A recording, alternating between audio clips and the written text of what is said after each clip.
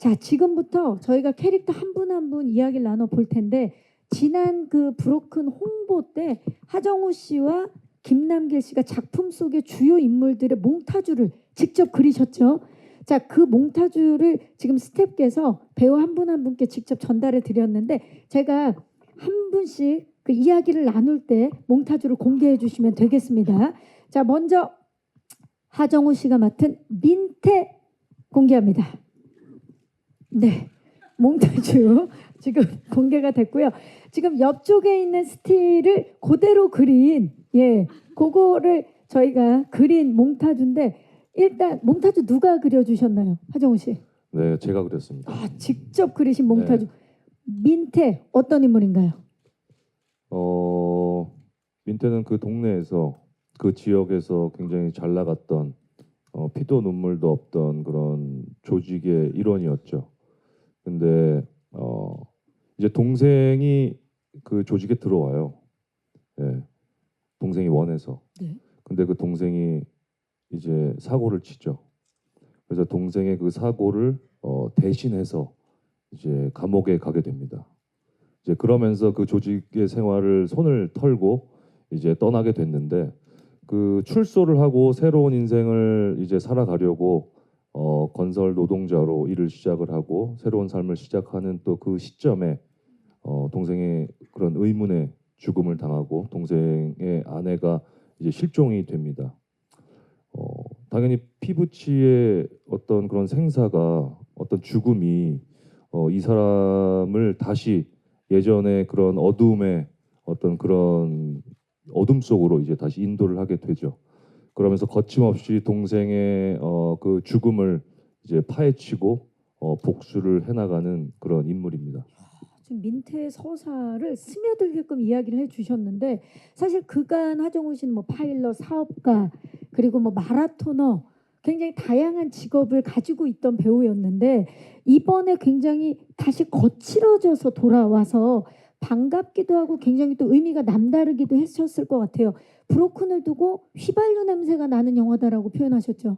네. 예, 어떤 의미입니까?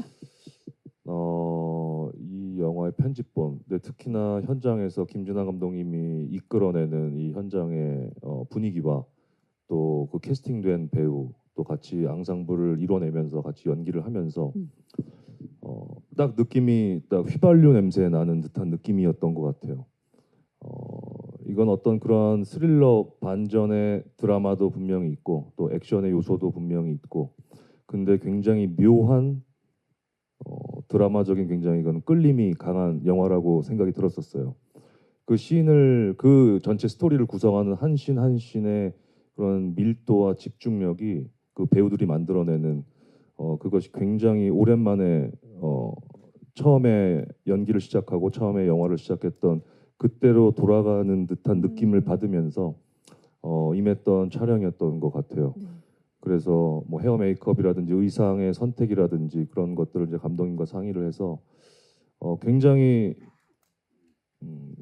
직감적으로 본능적으로 그런 것들을 하나하나 선택을 하면서 준비를 했던 작품이 아니었나라는 생각이 듭니다. 네. 자, 모습에서도 느껴집니다. 굉장히 거칠고 언제 진짜 불이 붙을지 모르는 일촉즉발의 모습을 보여주고 계시는데 사실 본인이 가진 건 몸뚱아리 하나뿐인 사람이 하나뿐인 가족인 동생을 잃고 정말 그 분노를 추적으로 행하는 그런 인물인데 형이 어떤 감정을 가졌을 거라고 생각하고 연기에 임하셨나요? 민태가. 일단 동생의 죽음을 알고 나서는 이 사람의 호흡이 바뀌게 됐던 것 같아요. 이 세상을 바라보는 데 있어서 어떤 시선의 초점까지도 이제 달라지게 된 거죠. 출소를 하고 나서 이 인물은 마치 누가 먹이를 가져다 주기를 기다리는 그런 숫사자 같았더라면 아마 동생의 죽음을 알고 나서는 그때부터는 정말 눈이 돌아가서 뒤도 돌아보지 않고 사방도 살피지 않고 자기의 그런 사냥감만 그런 목표점만 향해 달려가는 그런 또 다른 야수의 모습을 보이지 않았나라는 생각이 듭니다. 지금 막 이야기 듣는데 독수리도 막 연상이 되고 그러네요. 독수리가 연상이 되긴 하지만 뭐 호랑이나 사자과가 아닌가라는 호랑이, 생각을 합니다. 사자 좋습니다.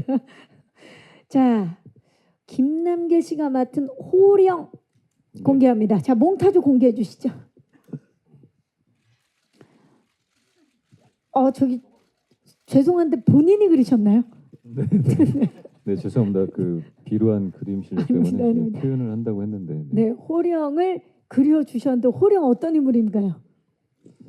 묘령의 인물입니다. 음. 그 소설가 베스트셀러 작가긴 한데 아까 이제 정호 형이 얘기하신 것처럼 동생의 죽음에 관련된 것들의 어떤 내용이 소설책에 어느 정도가 좀 담겨 있어서 그 소설에 대한 내용, 그게 현실적으로 일어난 것들에 대해서 쫓고 또 쫓기고 도망치고 어떤 진실을 찾아가는 그 사건 안에서 좀 삼자 입장에서 두고 볼 수도 있는데, 이 소설이 직접적으로 관련이 있다라는 사실을 알고 거기에 대해서 이제 그 사실은 뭐 소설과 명예를 지킨다라기보다는 그 이야기를 듣고 소설 안에 쓰여 있는 책임감들을 가지고 그 진실을 쫓는 또 하나의 이제 추격자. 추격자. 네. 예. 소설가이면서 묘령에 쌓인 그런 인물이에요. 자, 하정우 씨가 사실 이 작품 속에서 동생을 잃고 추적을 시작하는데 연예계 대표 동생이 또 김남길 씨 아니겠습니까? 하정우 씨에게 있어서 네. 클로젯에 감사합니다. 이어서 이 브로큰까지 이번 또 두 분의 절친 브로 큰 재미 굉장히 지금 기대가 되는데 어떻습니까? 그 전작에서도 맞춰보기도 했지만 사실 이게 같이 작품을 했었던 배우들하고 또 다음 작품에서 만나고 그리고 친분이 있는 배우들하고 하는 것들에 대한 단점이 있을 수도 있겠지만 너무 친한 것 때문에, 근데 그거에서 오는 장점들이 분명히 더 큰 것 같아요. 그래서 그리고 워낙 뭐 얘기하지만 유머러스한 배우기도 하고 그리고 현장을 항상 즐겁게 하는 형이기도 한데 이번 현장에서는 진짜 그 날 것 같은 애 느낌이 되게 날이 서 있는 느낌들을 많이 봤어요. 그래서 그 캐릭터를 표현하는 데 있어서 그래서 평상시에는 되게 재미있고 즐거운 형인데도 이 브로큰의 아까 얘기한 캐릭터적으로 접근하는 방식이 저는 사실은 처음 보는 광경이었으니까 그 전에 이제 뭐 보였던 모습들이나 작품적으로 보였던 모습들을 봤었지 그런 캐릭터를 표현하는데 이제 이렇게 표현을 하는구나라는 거를 저는 이제, 왜냐면 클로젯도 어떻게 보면은 심각하다라고 하지만 이것만큼의 좀 더 어떻게 좀 깊은 찐득한 느낌들이 아니었다라고 생각을 했는데, 그래서 여기에서 사실 개인적으로 아까 얘기한 것처럼 되게 좋았던 팬으로 바라보는 입장에 대한 그 배우 하정우의 모습들을 볼 수 있었고, 그래서 자연스럽게 그렇게 연기를 하면서 호흡들이 그냥 편안하게 잘 맞춰지는 것 같아요. 그래서 되게 즐겁지 않았나 싶습니다. 그랬을 것 같아요. 또 친하지만 또 처음 보는 생경한 그런 모습들 이번 작품을 통해서 만나볼 수 있을 것 같습니다. 김남길 씨의 인생 캐릭터는 뭐 다양한 캐릭터들이 있지만 비담이 있지 않습니까? 비담에 이어서 이번 작품에서는 미담을 담당하고 있는 거 알고 계세요? 그런가요? 저 예, 모르는데요. 아름다운 이야기 아니고 미스테리 담당. 미스터리 예, 미스터리 담당. 네. 이번엔 미담을 네. 담당하고 계시는데 네네. 용의 선상에 오른 인물들 중에 호령은 어떤 이유로 문영을 쫓는다고 생각하십니까? 아까 말씀드렸다시피 책임감 때문이라고 책임감. 생각해요. 이 이야기가 이야기한 상황을 그대로 현실로 나타났는지, 아니면 그렇게 이야기를 했기 때문에 이야기를 써서 그게 현실로 비슷하게 또 반영이 됐는지에 대한 그 두 가지를 가지고 고민을 좀 한다고 생각하거든요. 그래서 이 어쨌든 영화를 보시면 아시겠지만 나한테도 어느 정도 책임감이 있고 그 이야기를 실타래를 이제 여러 가지 미스터리 인물들 중에 저는 찾아야 될 사람이 있고 거기에 대한 진실을 좀 명확하게 들어야겠다, 또 지켜야겠다라는 생각들이 들어서 좀 다른 방향으로 찾아가는 그런 느낌인 것 같아요. 하정우 씨도 그렇고 김남길 씨도 그렇고 이번 작품도 좀 새로운 결의 모습들을 네네. 만나볼 수 있지 않을까 기대가 되고요. 자, 왜 많은 사람들이 그녀를 쫓는 걸까요? 유다인 씨, 문영 공개해 주시죠. 네. 네. 하정우 씨가 그려주신 건가요? 네. 앞으로 좀 비춰주시고요. 네. 문영 어떤 인물인지 소개 좀 부탁드립니다. 문영은 석태랑 같이 살고 있고요. 노래 주점에서 일하고 있고 어느 날 석태가 죽은 날 밤에 사라지게 되는 흔적도 없이 사라지게 되는 그런 약간 미스테리한 캐릭터입니다. 자, 흔적도 없이 숨어버린 묘령의 여인. 예, 모두가 지금 유다인 씨만을 쫓고 있는 그런 상황인데 이런 주요한 역할, 그러니까 모두가 나를 쫓고 있다라는 그런 부담감도 있었을 것 같고 문영을 연기하는 데 있어서 어떤 점에 가장 중점을 두셨나요? 아무래도 미스테리한 캐릭터이기 때문에 많은 걸 표현할 수는 없지만 그래도 이 캐릭터가 가지고 있는 아이만큼은 반드시 지켜내겠다는 그런 마음과 또 지칠 대로 지쳐 있는 석태로 인해서 그런 모습들을 표현하려고 했던 것 같아요. 모성의 마음과 그리고 피폐하고 지친 모습을 좀 표현하려고 했다. 아, 좋습니다. 자, 감독님께서 10년 만에 드디어 유다인 배우를 캐스팅했다라고 말씀하셨는데 어떤 스토리가 있는 겁니까, 감독님? 아, 예. 딱히 특별한 스토리가 있는 건 아니고요. 예. 예. 지금 이 정도 질문이면 있어야 됩니다. 예, 스토리가. 예. 근데 이제 제가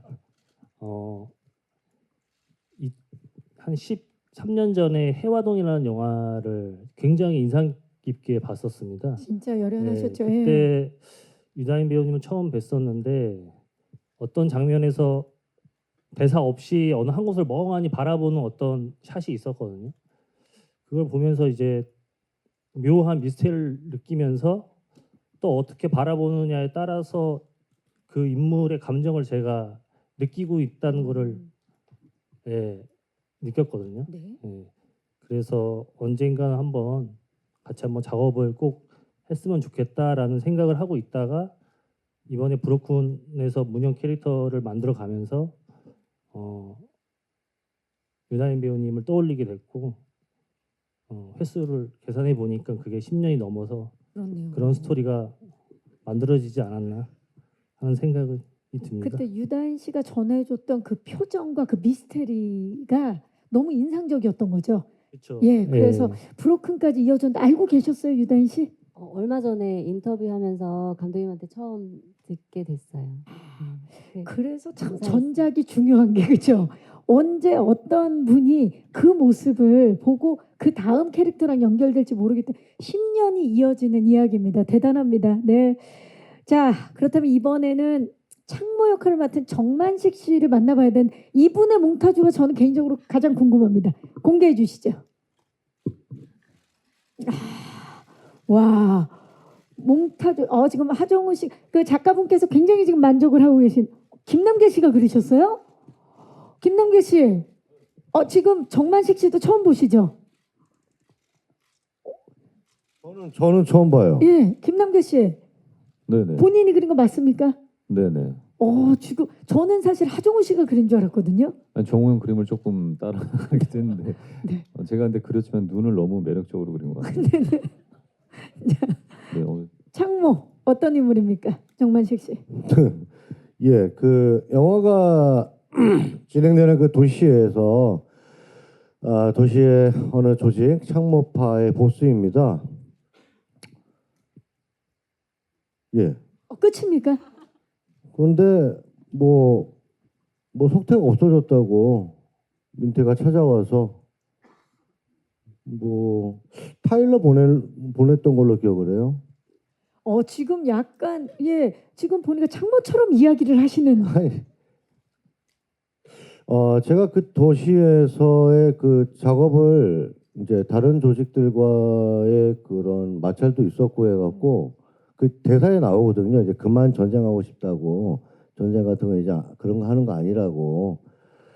그래서 우리랑 관련이 없는 것 같은데 다른 데 가서 알아봐라. 나도 저 경찰 조사 받고 왔다. 얘기를 다 하고 보냈는데 많이 여기저기 돌아다니더라고요. 그래서 뭐 저는 그렇게 대화를 잘 나눴던 것 같은데. 지금 누가 봐도 창모가 돼서 화법 자체가 창모와 1인칭으로 지금 말씀을 해주고 계세요. 대단합니다. 사실 다들 느끼시겠지만 범죄 추적극 하면 정만식. 조금만 더 기품 있게 웃어주시기 바랍니다. 네, 정만식 하면 또 이런 카리스마를 빼놓을 수가 없는데요. 범죄 장르를 이제 다수 섭렵하신 장인으로서 브로큰만의 매력 그리고 창모만의 매력을 좀 말씀해 주시죠.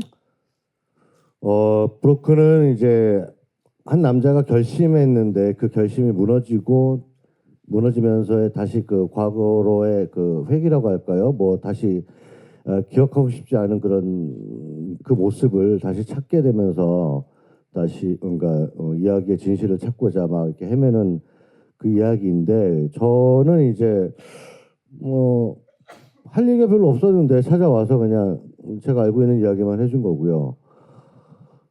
창모 역할을 하려고 사실은 제가 처음으로 이렇게 이런 역할 그 뭐 말씀하신 대로 추적 뭐 감금 뭐 협박 뭐 이런 역할들을 많이 하면서 했던 역할들 중에 가장 깔끔하고 말끔합니다. 깔끔 말끔 네, 그리고 말도 지저분하게 하지 않고요.